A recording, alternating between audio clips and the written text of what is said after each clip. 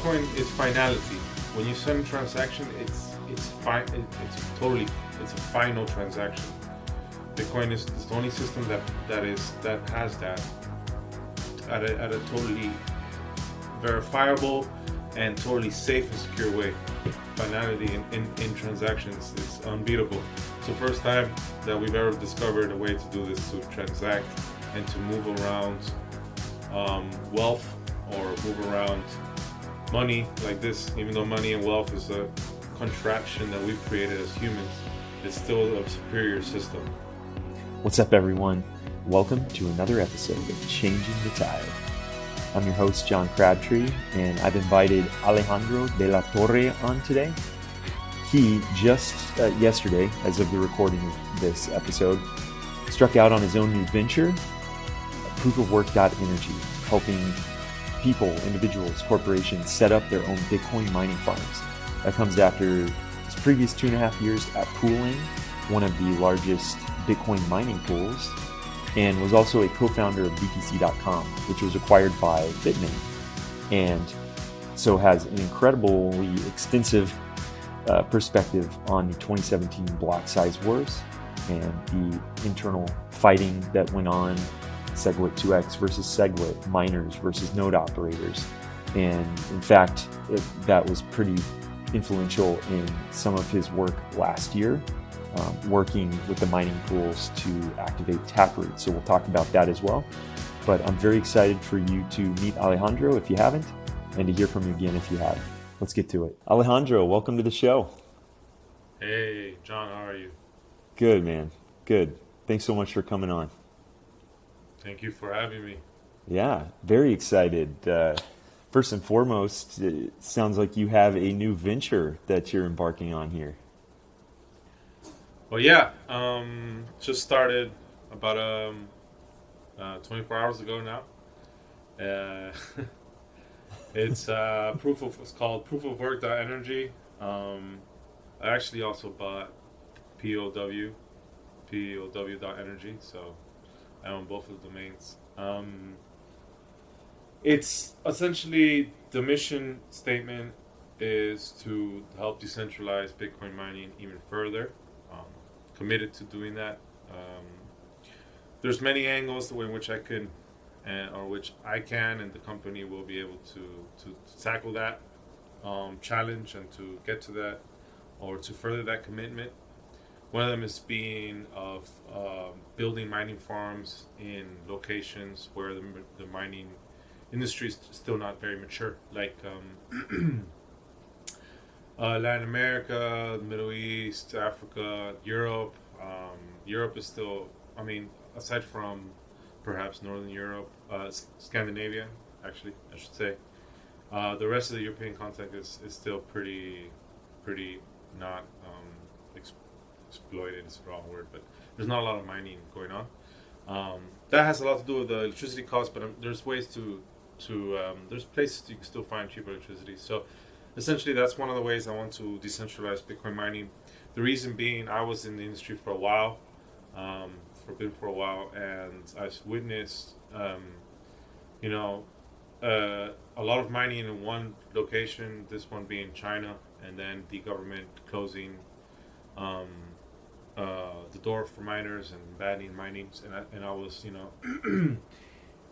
in the middle of it. I helped bring in a crazy amount of machines to the U.S. and particularly to Texas, which was a very fruitful and something I will always remember.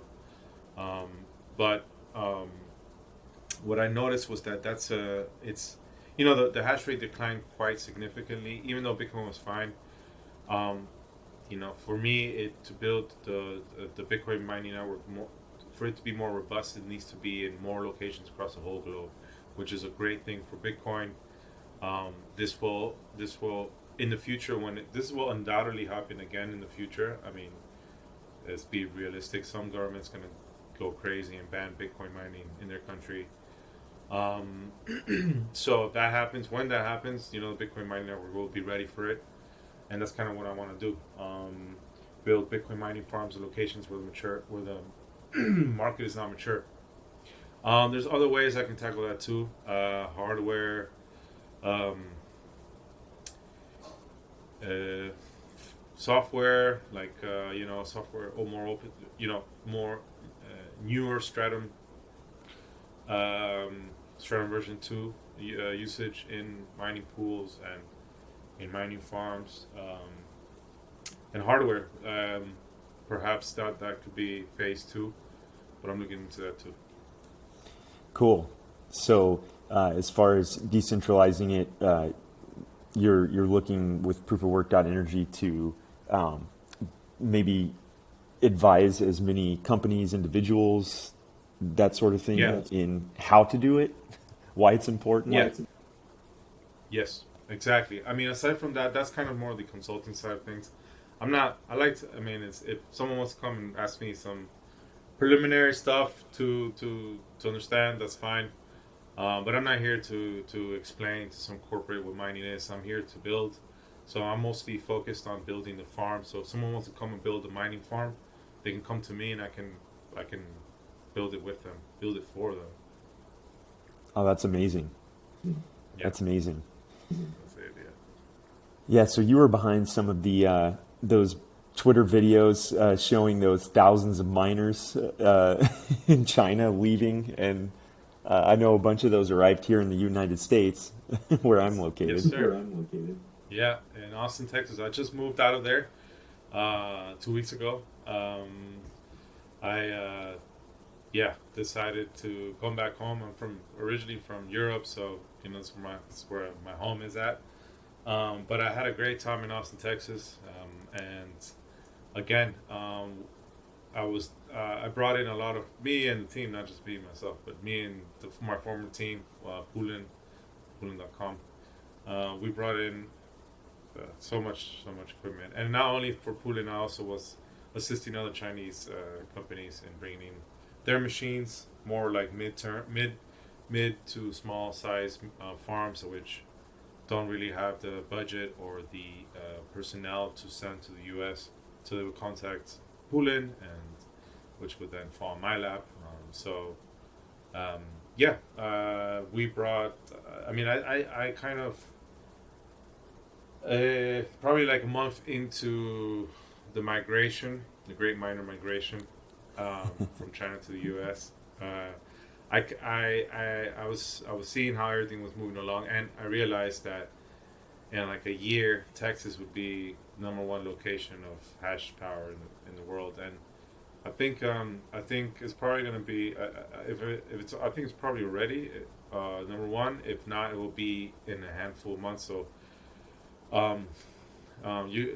it was it went quicker. It went quicker than I expected, so good stuff. The Texans are some real capitalists, let me tell you, cowboys, super cowboys. It's funny because Bitcoiners are cowboys too, but who would have thought that we'd have to actually be a cowboy land instead of Bitcoin and stuff. It was a lot of fun, shooting guns, eating barbecue, staying up minding farms. Incredible. Well, I know Governor Greg Abbott in the state of Texas is trying to really make it a Bitcoin-friendly place and the Bitcoin capital, so to speak. And there's already so many great mines here. Oh, yeah. I've seen some very advanced, still probably the most advanced mining farms I've seen. I've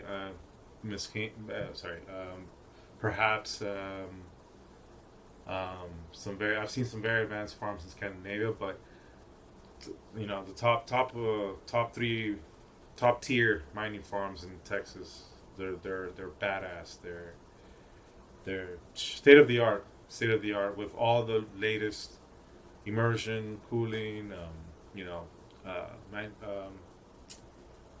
design layout, all sorts of stuff. It's really badass. It's really cool.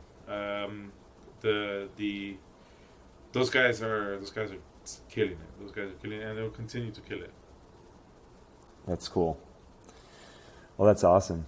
Well, maybe a little bit on your backstory, Alejandro, of hey man, how did you get into Bitcoin? What was it?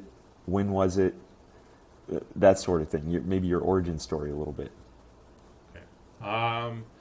Got into Bitcoin a while back ago. I don't really like to talk about the year because it's not really important. What's important is that I got into Bitcoin because I think, in my opinion, I think it's important because Bitcoin is a tool for financial freedom. That's the reason why I got into it. I'm a big nerd, to be totally frank. I love computers and I love hardware. That's why I'm in mining. And I built my own computer when I was like, I don't know, 10 years old, whatever, 11 years old. So I've always been into computers, and I really like. I always researched, and read a lot of books. I'm a big reader, and always, you found that the system that we were living in was probably not the most fairest, the most. It was just kind of not nice, not very very kind of ugly, and needed a change, and especially the banking world and the financial world, how it was all done to kind of bring down the working class guy, the heart of my family were say for example my grandparents. They worked so hard their whole lives, and then the inflation destroyed their wealth in Spain, and civil wars destroyed. So many things happened. So I was always trying to find a way to sort of a new system, and I read about Bitcoin, read the white paper, and could not believe it. What I had just read, I could not believe it. I was like, wow, this is something from a higher above, which is not true, but I'm just saying I just knew this was it. So I dropped everything off. I dropped everything, and I got into Bitcoin, and I just put full force onto it. That was a long time ago. 2013 actually. I made a lot of mistakes along the way. So too early, because a lot of people say, "Oh, you got into 2013, so you must be a multi-trillionaire." Number one, I was poor when I got into Bitcoin. I was a student. I remember I could only afford 2 beers a month. That was how poor I was. I had a regimen of like just ham and cheese sandwich in the morning, pasta in the afternoon, and I could only afford 2 beers throughout the whole month. That was my only, and I would drink those 2 beers like they were like the last thing on. That was the most beautiful time in my life. It was drinking those 2 beers. So I was dirt poor, and I got into Bitcoin with $200, 200 euros in my case, right? So and I sold when it went 10x, and then I rebought when who knows? Everyone talks about how you would have been millionaire right now. No, you would have sold at 5x. Trust me, you would have sold at 5x. You would have sold, and in those days, Bitcoin was the only people I could only talk to Bitcoiners on on IRC, Internet Relay channels, and on Bitcoin Talk. That's it. And then Twitter was kind of coming online. Reddit was actually better back in those days. There was actually real conversation, not just memes and memes. So it was like the nerdiest thing around, and everyone thought you were just dealing drugs or buying drugs, or a criminal. So I had to deal with all my family members thinking I was like some crazy hacker that was selling drugs. All my friends thought I was the nerdiest guy in the world for doing this thing. So those were good times. But I stayed into it, and I got into the mining world, and I didn't look back. I joined a startup in Amsterdam that got eventually acquired by Bitmain. At Bitmain, we co-founded BTC.com at Bitmain with 5 other guys. That we grew to be the #1 largest mining pool in the industry. We also had a wallet, Block, Explorer, a few other stuff. Then I left with I left a little bit afterwards, but the 2 co-founders of BTC.com, they left and started Poolin. That's Kevin and Tinzao. And I joined them afterwards, and I've been working at Poolin for 2.5 years, and grew that to be the 2nd largest mining pool in the industry. Also grew the mining farm operation, specifically in the U.S. And then I left, like I said, a week ago, and 24 hours ago I started my own thing. And yeah, now I'm here talking to you, John. Here we are, man. Well, that's pretty awesome. From BTC.com to Poolin, now you're striking out on your own, really living up to your Twitter handle, Bit Entrepreneur. Yeah. I have a friend who called me, who used to make fun of me because he used to call me Bit Intrapreneur. He's like, when are you going to live up to your name? I called him. I said, look, man, I'm finally back. It's good. I think it's a good idea. I think it's a good idea to learn, your trade and get experience, hands-on, build your network. I don't know. I guess I'm a more calculating person. I like to do things calmly and patiently. Yeah, low time preference, true Bitcoiner fashion. I guess so. Yeah. As far as the Proofofwork.energy and how you named it, we had a little bit of conversation, before we turned on the record button. But, proof of work and proof of stake, there's a whole lot of FUD and stuff going on around Twitter of, oh, Bitcoin's terrible for the environment because it's proof of work and needs to transition to proof of stake. I really liked what you had to say about the differences between those, and also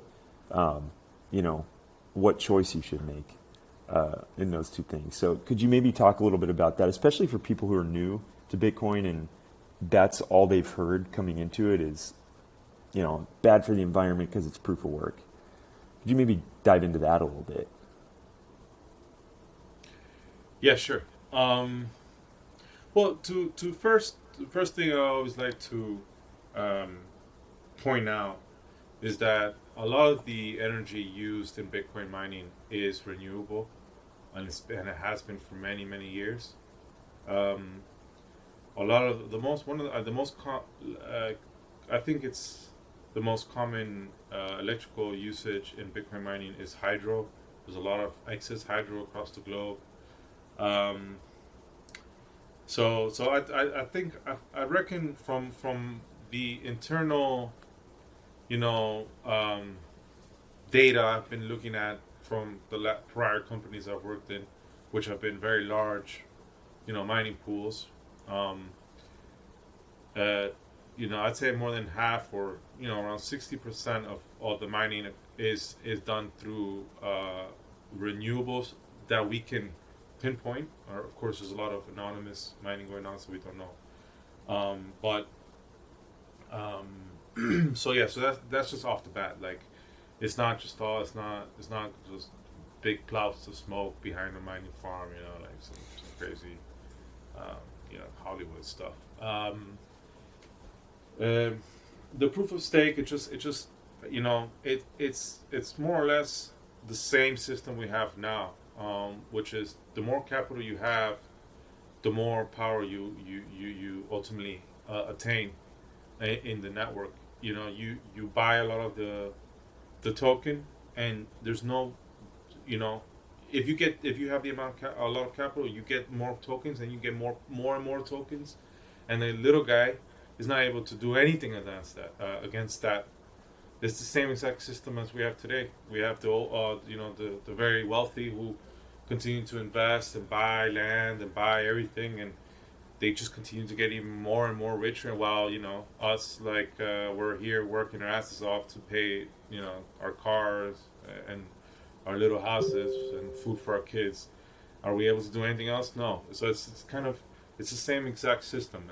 There's no way to actually gain an advantage because it's just pure capitalists pursuit. It's not capitalist, I shouldn't say that. It's more like a capital play. So, but proof of work allows for innovation.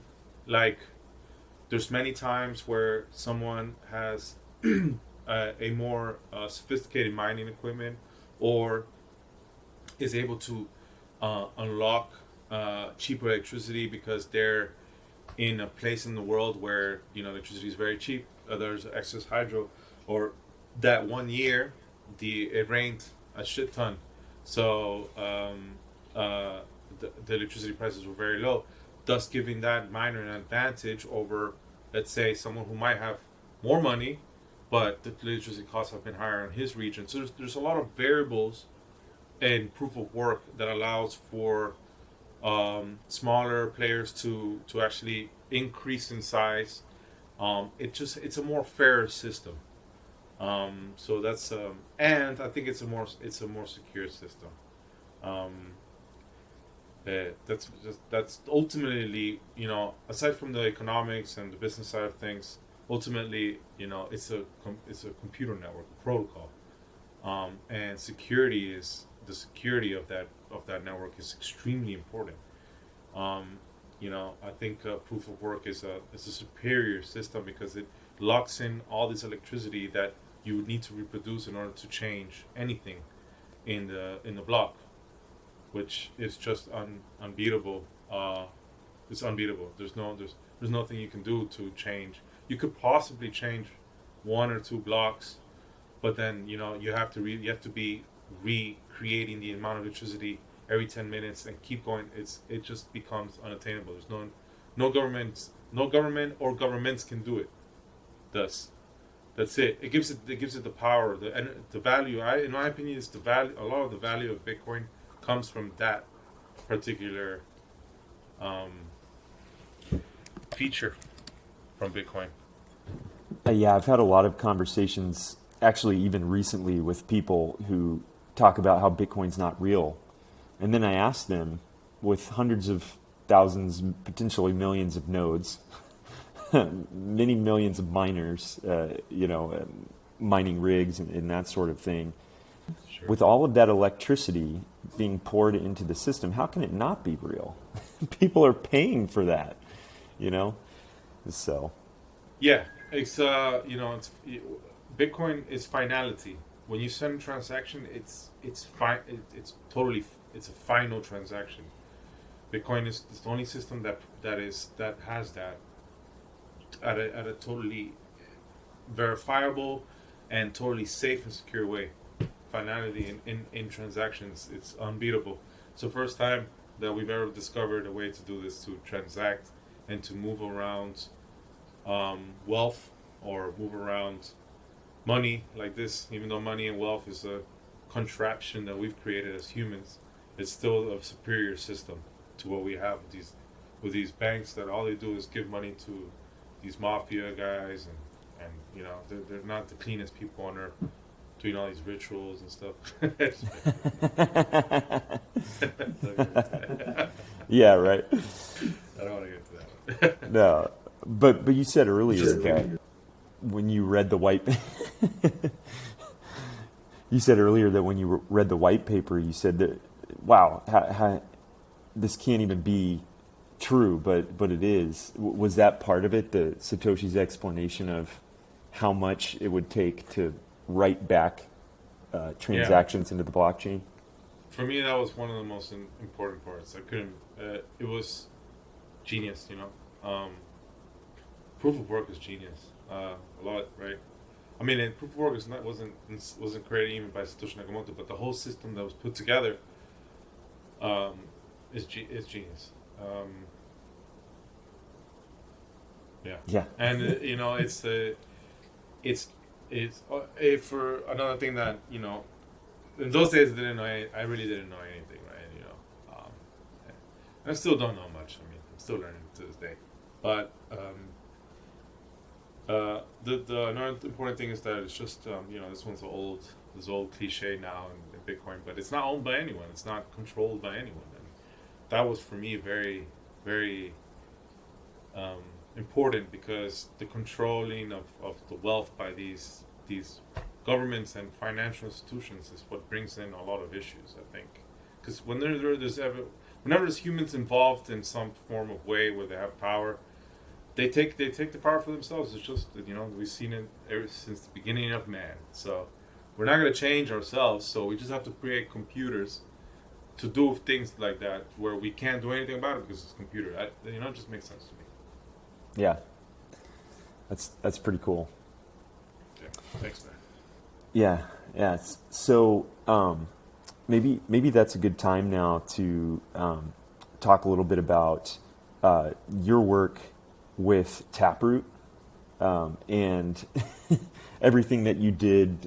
I think it was starting last year to help kind of the big mining pools activate it. Sure. That has a lot to do with because I was at Bitmain. Bitmain is a big manufacturer, the manufacturer of the Antminers, the S19s, S9s, whatever. This is like the largest mining rig manufacturer in the industry, and I was in that company, as I said earlier, when the first hard soft fork SegWit, well, not the first one, but the one I was there, present, and I saw all the issues between all the parties. I was, Bitmain came and they kind of didn't want to, especially Jihan Wu, didn't want to get the SegWit into Bitcoin, and then there was a fork, and there was a lot of fighting. It was a civil war. Everyone, it was nasty. It was real nasty. Everyone was on everyone's throats. I think I suffered some. I think I'm PTSD about those days. I'm not lying to you. A lot of people have that. There's like this like aversion to having that. It was really nasty. So one of the things I noticed since I was working at one of the largest players in this whole entire civil war, Bitmain, and I was working closely with Jihan because I was the vice president of BTC.com. He was the CEO of Bitmain, so I spoke to him basically on a daily basis, regularly. So I noticed, and he told me, and I saw everything. I was there when a lot of things happened. I realized that a lot of the issues could have been fixed with just communication. A lot of things was miscommunication between businesses, miners, developers, and users.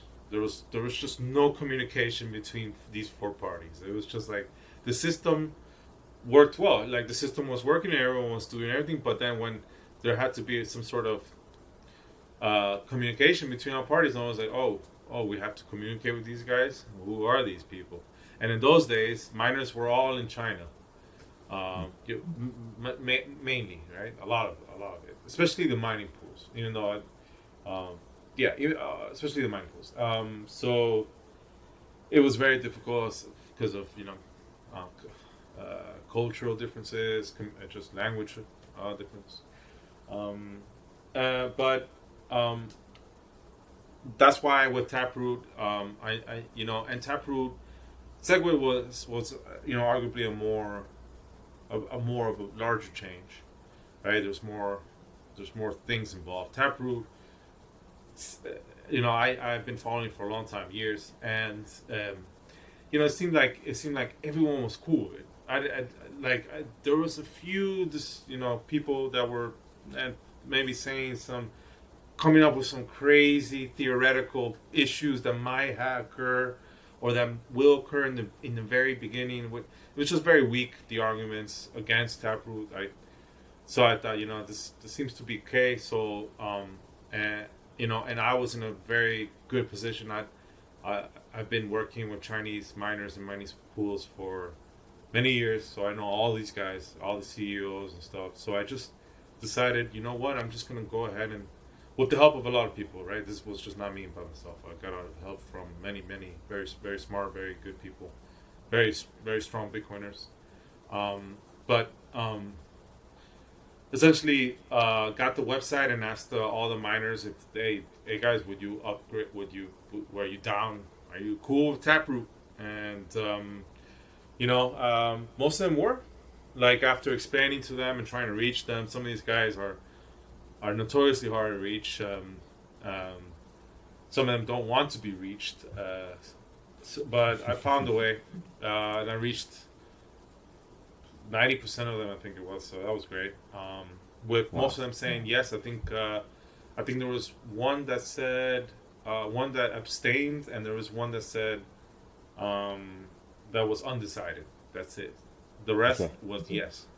So which reminds me, I'm gonna actually update my Taproot activation site to those stats so people can follow it and it's kind of a historical thing, so I should re-put it. Anyway, yeah, it went through, and then luckily Bitcoin Core came out with a speedy trial, which I still to this day I'm thankful for, because once I hit like 90% threshold, I thought I reached out to every mining pool, and then I was done. I was like, okay, all the mining pools have told me yes, essentially. Now what? Like it's just me. I don't know what to do. I'm not a developer. But Bitcoin Core came and said, came out like 2 days after I was finished. It came out with Bitcoin speedy trial, which was fantastic, because already there was a lot of discussion on what to do next, and there's a lot of this. A lot of people want to do it this way and that way. Of course, it's Bitcoin. That's a feature. A feature is how everyone wants to do it their own way, and everyone needs to discuss and find out. But then what happens is that sometimes a lot of time is wasted. And I had just finished that, and the pools, I had explained most of these pools. I remember, I'm never gonna forget this. The pool asked me, was it, how do you upgrade? Was it, where can I find these upgrade for Taproot? I was like, shit, But I was like, it was kind of, so I had to explain to them, well, look, Bitcoin is this. But okay. So Speed Truck came, and then the real signaling occurred, and we got like 97%.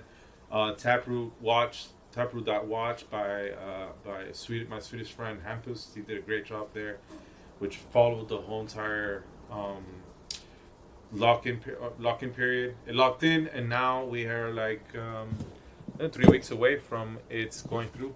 20 days now, so less than 3 weeks. Incredible. Yes, sir. I'm very glad I did that. I don't know, I just jumped on the opportunity.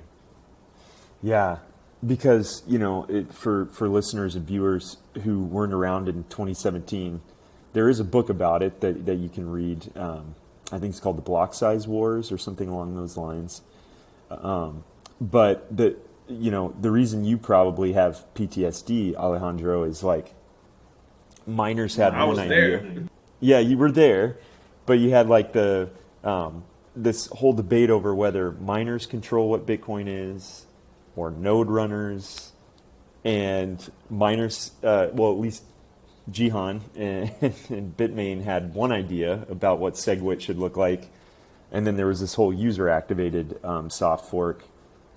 And so on your end, you were trying. It seems like this past one with Taproot, you're trying to bridge those two things. Yeah, I bridged. I wanted to bridge, and I wanted to preempt any issues. Like, I wanted to go.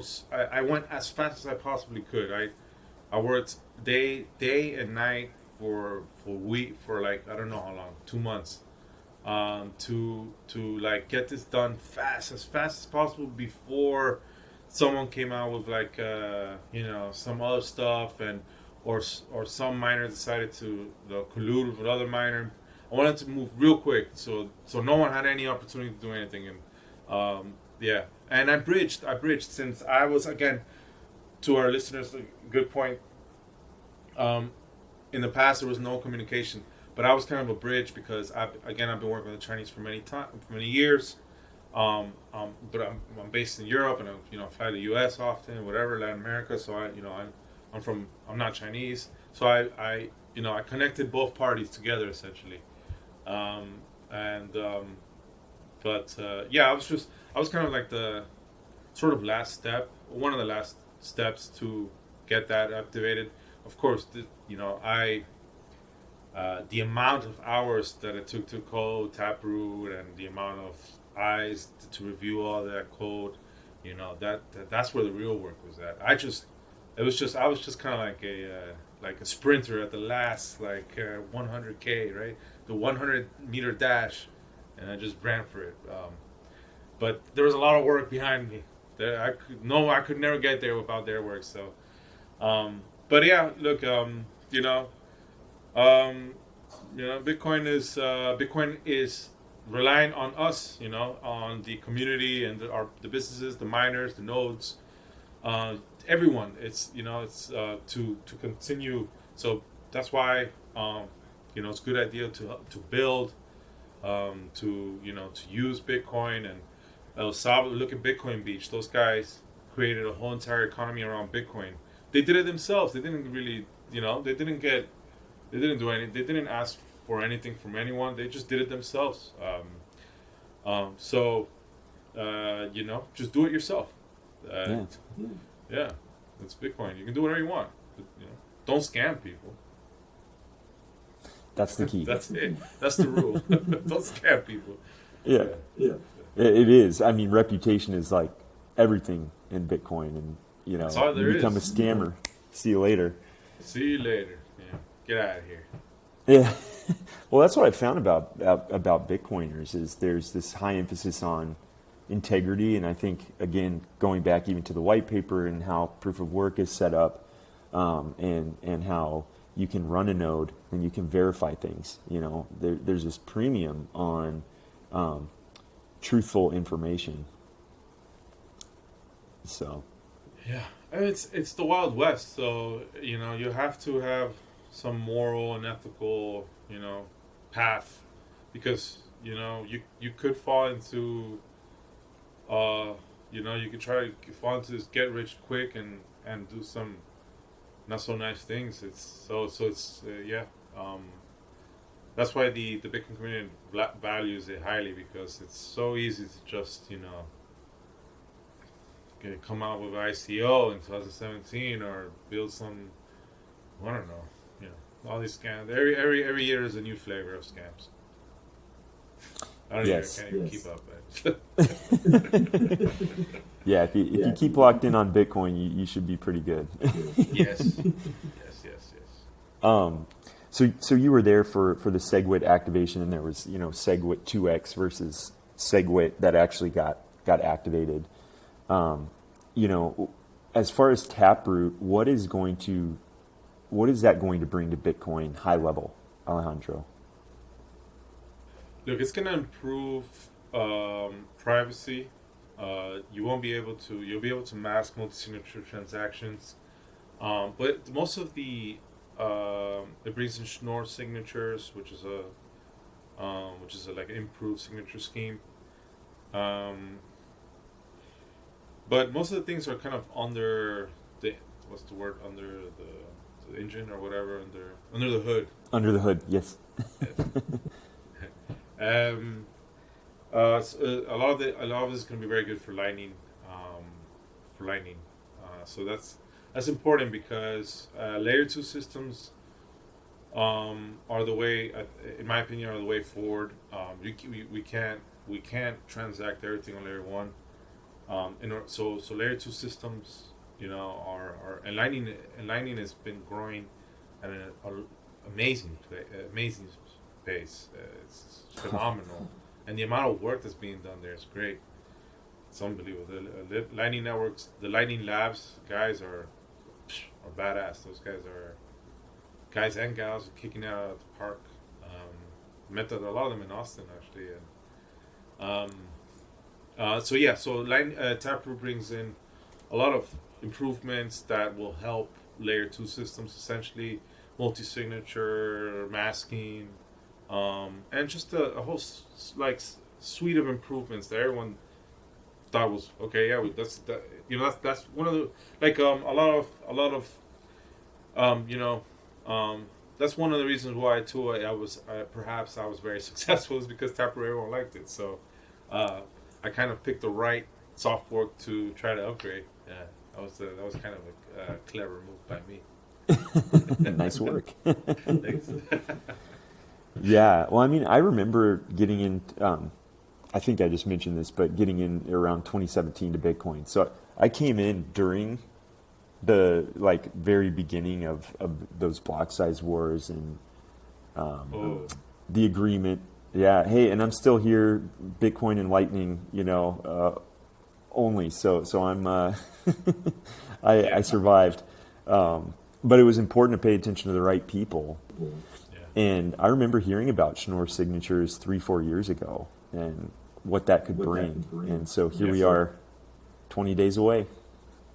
So here we are, Celeste. That's it. Then now actually been watching the nodes. We're at like 50% give or take of all the nodes already ready for the Taproot upgrade. So I don't, if anyone out there who has a node who's listening, please upgrade. There's I don't think there's gonna be an issue at all. You don't have to upgrade, but you should. In my opinion, you should. Again, these are improvements to Bitcoin, so why not? But like if there's a small, very very small, tiny chance that some blocks can be orphans or worse. So upgrade your node. yeah, and it's version 0.22.0. Is that what? Something Bitcoin. like that. Yeah. Anyway, you should update your node, yeah. But yeah, that's good stuff. Cool. Yeah, it is good stuff. Okay, so here's something that's interesting because I'm from Washington State in the United States, and you mentioned hydro being an incredible contributor of electricity. I mean, we saw that in Eastern Washington, especially like circa, I think around the time you got in 2013, 2014, 2015, because of the Columbia River. It's such a massive, powerful river there in Washington State and borders Oregon. And so many people were set up mining farms there. Is that part of the... was that part of why mining concentrated in China for so long? Because of hydropower? Yeah, that's one of the reasons, one of the main reasons. So the main reason why China became the number one mining place for many years was because there's a lot of small hydro plants built by the Chinese government in order to build steel mills. But this was like early 90s or like in the 90s, and a lot of these steel mills and subsequent little towns or little cities next to these steel mills that were supposed to pop up never occurred. It never happened.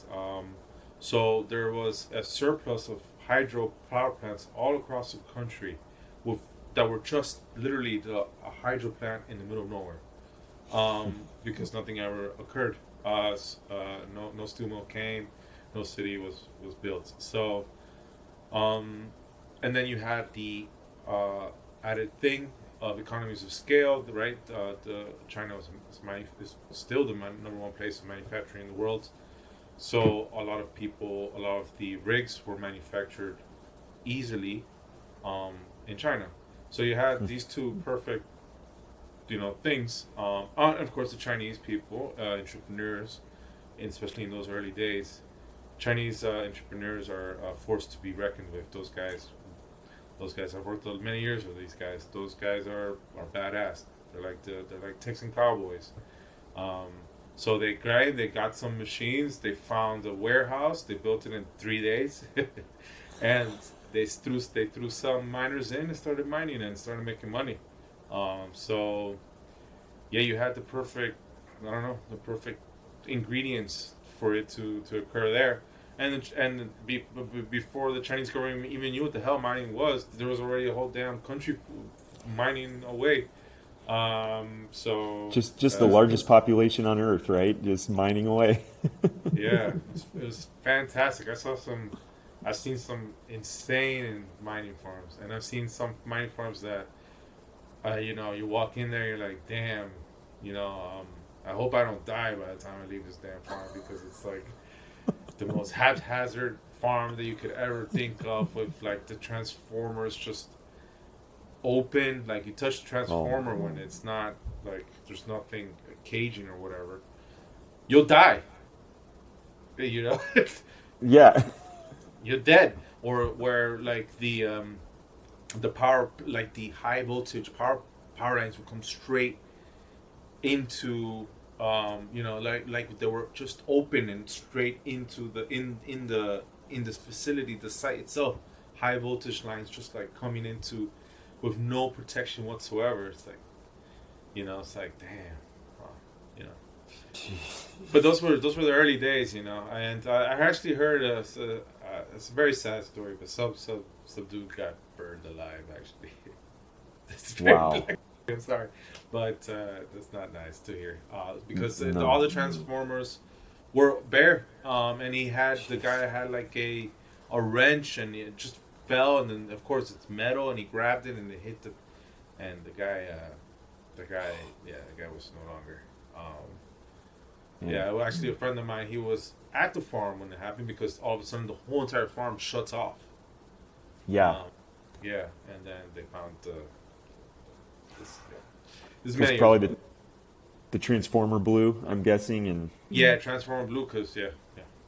But see, that's how it was in the early days. That's crazy times. Of course, the safety has increased, and Proof-of-Work.energy takes safety very seriously. I figured you did. Yeah. Yeah. Okay. That's hilarious.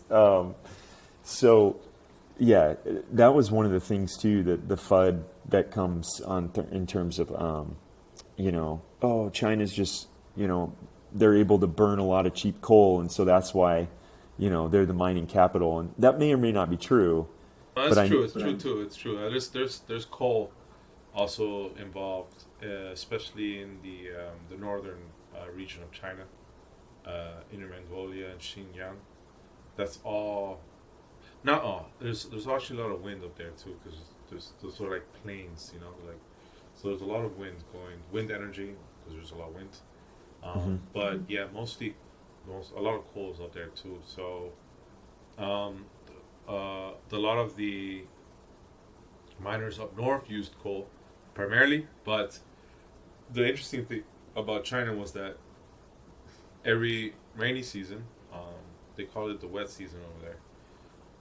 They would grab, or they would take all their machines and put them into trucks and truck them all the way down to the south where there was the hydro plants, the Three Gorges, the largest one in the world, and then reconnect them and then mine for like 4 months, using extremely low power.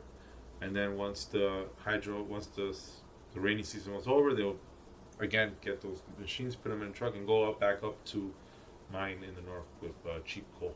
So that's that's where I actually came up with this. I came up with the term miner migration because of that, because I would see it every year, and then it occurred from China to U.S. So that I called it the Great Miner Migration. It stuck.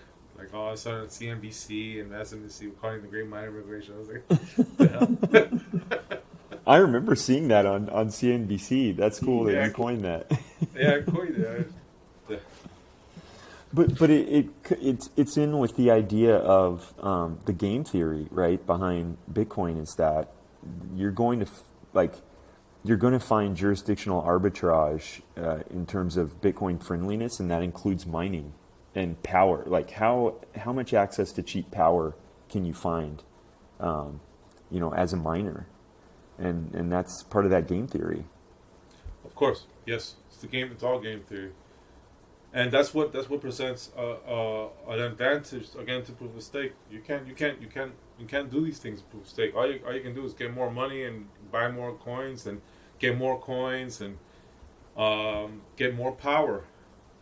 But in Bitcoin and proof of work, you can go take your machines and go to the Sichuan region and mine for 4 months very cheap.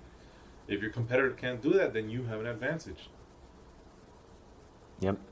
And there's ways to do those migrations, I'm sure, somewhat affordably. So if you can be clever about it. Yeah, well, yeah. Of course, one those in China, it's not. It's like especially in the regions of Inner Mongolia, the working hands it's very cheap. So you just hire a couple guys, a few hundred guys.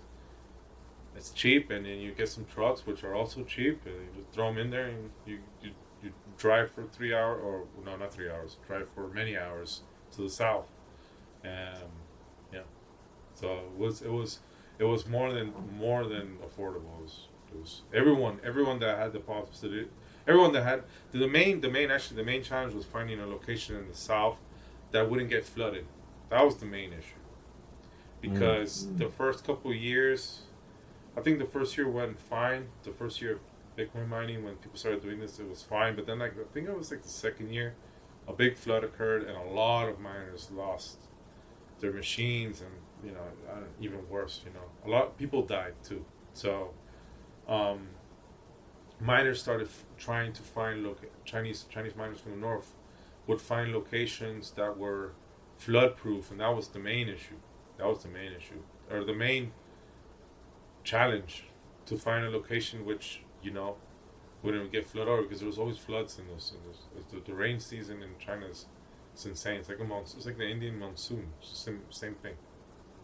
That's what I've heard. I've been in India during monsoon season, and so I've heard it's very similar up in China. Yeah. Well, that's really Alejandro. When I think about the concept of changing the tide, what this podcast is all about is bringing greater freedom and prosperity into the world through Bitcoin and Lightning together. And so the idea of being able to spin up a mining rig, a mining farm, in places where energy is cheap but freedom is not, you don't have it, I should say. So as you're doing this with Proofofwork.energy, what are you specifically looking for when you are setting up like mining farms? Does it differ based on region, or are there some pretty specific things you learned in your time in mining farms in China and even here in Austin, Texas, that you're looking for elsewhere? Yeah, well, there's many things that they learned during China and Austin, but the Proofofwork.energy it's mostly a we'll build a farm for you. So someone comes to me and tells me, look, I got this site, and then from there, I got the site connected to electricity. From there, I come in. So I don't, because learning the electrical infrastructure regulations for each individual country, region in the country, state in the country is, even in the state itself, there's different rules from West Texas to East Texas in terms of electrical ERCOT, and there's also different the national grid. You have to learn so much stuff. Every state has their own thing. So as an example, so I don't mess around with that. I let that to the people who are coming to me. That's their they bring that to me, and I bring them the farm. That's cool. Yeah. Okay, so essentially you're kind of you're giving them the farm after they've given you just here's the constraints that we're working with. Yeah. Where I am. Exactly. There I can come and help, but I'm not gonna go and learn about the regulations in Ethiopia, because no one's got time for that. Yeah. Yeah. I mean, there's. Plus, I'm not an expert in that sort of stuff. I don't know. I'm an expert at what I do with Bitcoin stuff. I don't know. And these countries is all as electricity is always very intertwined. It always is intertwined with the local government or the government of the country, because of course it's the power that powers the homes and the businesses of their country. Yeah. So I don't want I avoid that stuff, because there's a lot of politics involved, and the less I'm involved with governments, the happier I am. I don't want to. Well, thank you. Yeah. I mean, because that's the thing too, is even here within the United States, like you said, East Texas to West Texas, but then across states, some of them are regulated. Some of the power companies, some of them are unregulated, and it really varies. There's 50 of them just here in the States. So Exactly. well, that's cool. Well, Alejandro, where can people go to find out about Proofofwork.energy, follow you? Mm-hmm. So Plug away. Proofofwork.energy is the website. Right now I have a contact form, so just hit me up on the contact if you want to do something in mining. Otherwise, you can find me on Twitter, BIT Entrepreneur, Bits Entrepreneur. I'm always on Twitter. You can DM me, and we can take it from there too. Or LinkedIn, Alejandro De La Torre. At the end, Oh, Thank nice. you, John, for your time. Make sure Hey. to like and subscribe. Yeah, that's right. Yeah. Thanks, Alejandro. You're plugging for me now, man. Well, it was great to have you on, and thanks for joining me from Europe. And I'm looking forward to seeing what this venture brings you, man. Thanks, man. Thanks, John. I appreciate the kind words and good talk. You too. Bye, Alejandro. Bye-bye. Oh man, I just love the mission to decentralize hash power and help people set up mining farms. He's seen it done in China. He's done it in Europe, in Austin, Texas, and now bringing it across the world in an effort to further decentralize Bitcoin in and of itself and distribute hash power, which means distributing power across the world. And so it's a really noble, worthy cause. It was incredibly insightful as someone who got into Bitcoin in 2017 to hear about the Bitcoin block size wars, the internal civil war that happened, and seeing what happened with the user-activated soft fork of SegWit, essentially took out the witness or signature data from each block and just allowed more and more transactions to happen. In fact, that was pretty instrumental in helping be the last piece to lay out so that Lightning could really take off. And so in that sense, really cool to see Alejandro take the PTSD from that time and apply it to Taproot, which includes things like Schnorr signatures and going to provide greater and greater privacy, especially for multi-signature transactions on the blockchain. And I just think about the idea that something 85%, I believe, maybe even more, of total Bitcoin that will ever be mined have already been mined. And so over this next decade, taking that up to the high 90%, Alejandro sees the opportunity to decentralize in this last stretch of mining, and just thought his proof of stake versus proof of work explanations, where, hey, if you're into the current fiat system, the Cantillon effect, people who have the capital continuing to invest in assets and gain more and more and more power, if that's your jam, join the proof of stake crowd. But if you are for a fairer, more just system, a more real system where energy is input, then proof of work is what you're looking for. But ultimately, we had a conversation offline that, hey, who cares? Like, do what you're going to do. Really, truly, do what you're going to do, and let's compare down the road. But ultimately, Bitcoin is the way. And so just to see everything he's been working on, especially behind the scenes, but really vital work, coordinating with miners and the Bitcoin core developers, incredible stuff. So, excited to have him back on the show down the road, see how Proofofwork.energy is going. But if you loved the episode, please like, subscribe. The more and more we can get that, the more and more we can get the word out. The podcast audience will grow. More and more people can see it on Twitter, the podcast apps, and everything. So, we'll see you next time.